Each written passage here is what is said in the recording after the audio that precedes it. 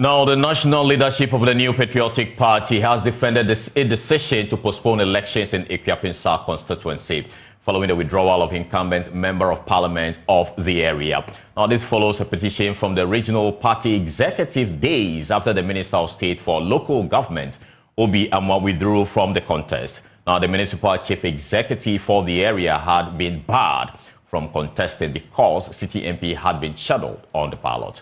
Now, speaking to JoyNews, General Secretary of the NPP, Justin Kodua, said the suspension of the primary was the best way to go.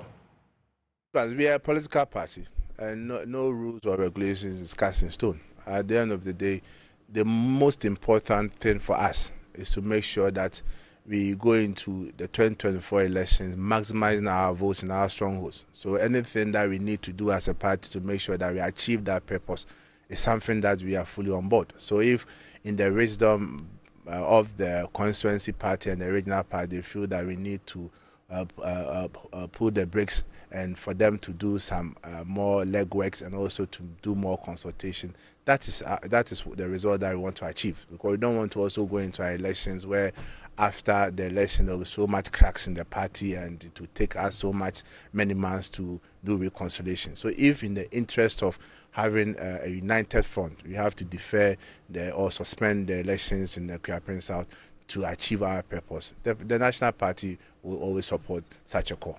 But what is the ultimate objective of this? So that others, or in this particular case, the MC, can have an opportunity to contest? Well, you are making that point, but the reason that was given to us by the regional and constituency party is something that we are satisfied with. For them, they are saying that they need more time to do more consultation to properly advise the parties. I want us to stick with that. As to whether MC, special assistant, to me, that's not an issue. Because your statement referenced a petition, and when from the region, the only petitioner coming for me, from what the came to MCE us is the region. The region. So we are relying on the constituency request and the region request, and the regional party request also. Is asking candidates to refrain from financially inducing delegates to vote for them, as a party has laid down rules of engagement. I saw from your screens that people were talking about they had this, they had that, and you invited them to the National Party. But unfortunately, they couldn't give us names, and so it's has more become something like hearsay, and it's difficult for us to even get proof. Because yes, you saw the person holding money. Who gave you the money? The person is not prepared to talk about it. In one case, actually, the envelope had the name of one of the candidates on it. I didn't see that envelope, so maybe I have to look at your screen again. And I'm happy that you also mentioned OSP. That's why we also have state institutions. It's their duty to also to make sure that at least when these issues, allegations comes up, they have the special services and the special composition or disposition to look at all these matters. So it's something that we need to make sure that at least incidents of this nature, it's not good for our body politics, NPP, NDC, whatever. At least we should get to a point whereby people are able to elect candidates based on merit. It's not about monocracy issues or based on material matters. It's something that in another day we can have that frank discussion. We have all political parties there to look at it, how monocracy is affecting our body politics. Something that I don't subscribe. For candidates this weekend, what's the party's position to them? Point to them on this. We have advised them, and per the rules and regulations, I've also talked about it, that the party frowns on monocracy in our elections, and we want candidates to go and campaign based on their competence and what they can do for the good people in their constituencies. And it should not be based about giving people money to vote for you. It doesn't augur well for our body politics. So that advice has gone, and we are hoping that on come Saturday, the best candidates will be elected based on competence, but not about who paid what and how much the person paid. Now, joining us on the phone is political marketing lecturer at the University of Education, Winneba, Dr. Bernard Tut.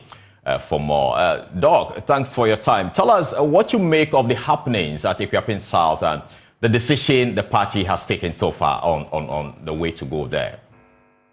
Brother, good morning, and good morning to viewers as well. I think that the incidents brought to the resignation of the incumbent, member of parliament, Obi Amwa, is one of, probably a strategy that, as it were, for him to leave some footprint, within his constituency.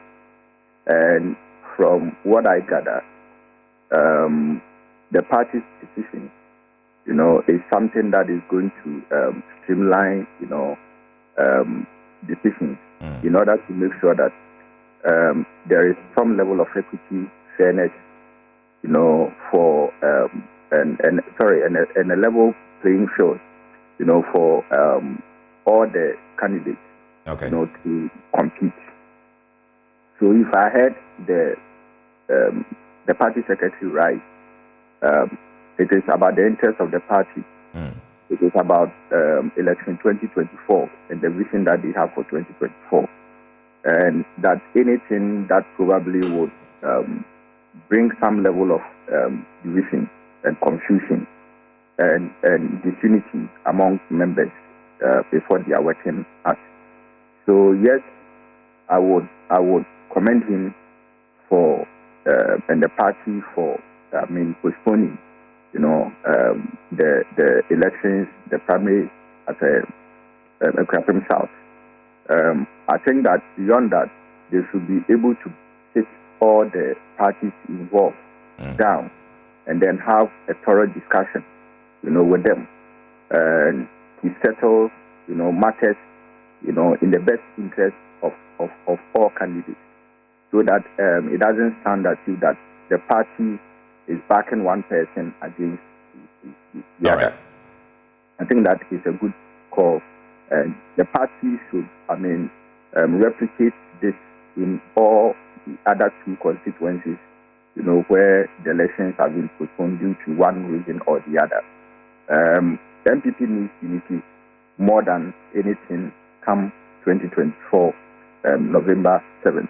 Okay. And let me cut in respectfully. There are issues also about vote buy-in.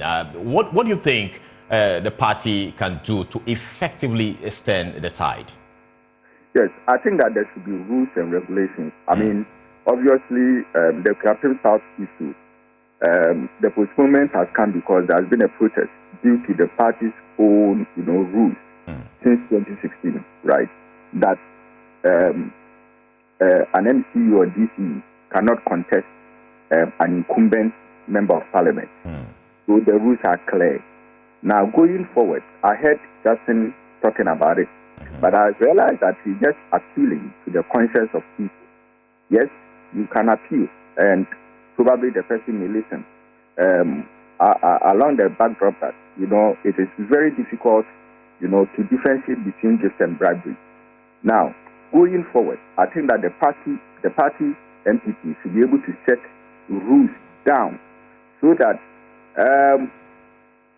it will guide the issues of moneycracy, bribery, and all that. Okay. I think that this thing is eating deep into politicians, and it is actually eroding, the moral fabric of political parties in this country.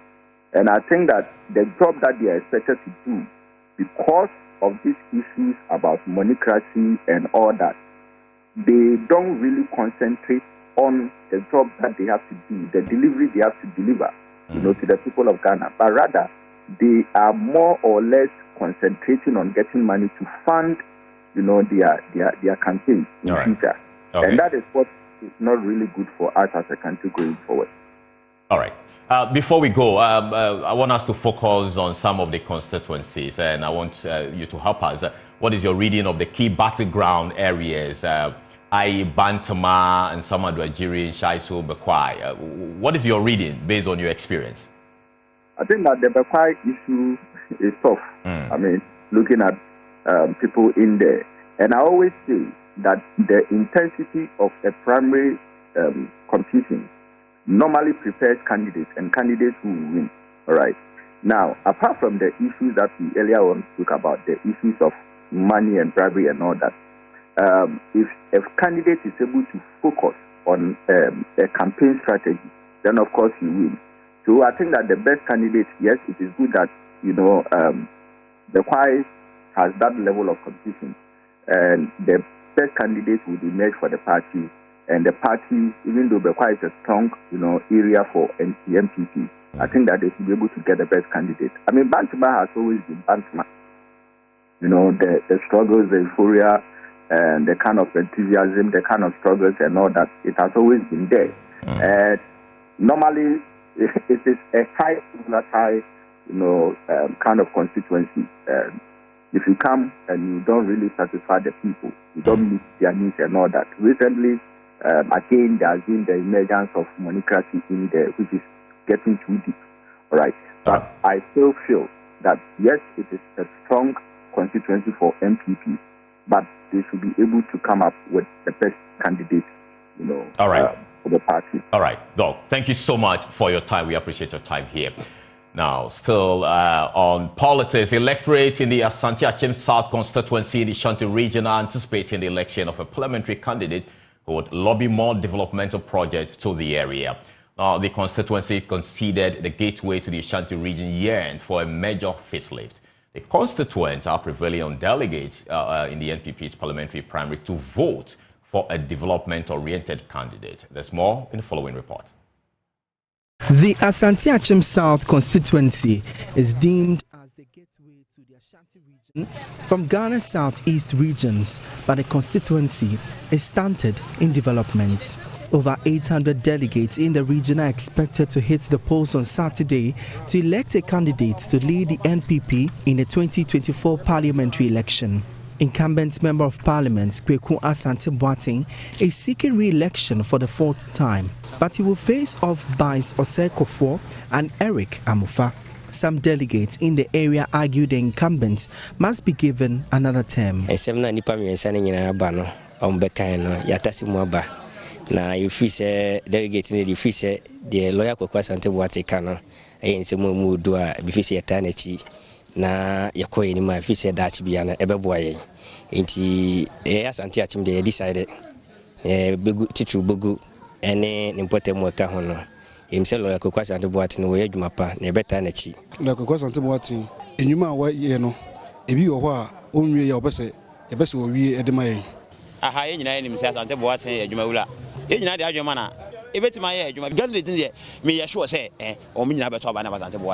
2020 parliamentary primary, Mr. Asante Boate was fiercely contested by Managing Director of Ghana Post, Bice Osei. But Obuo, as he is popularly known, lost the election by 58 votes.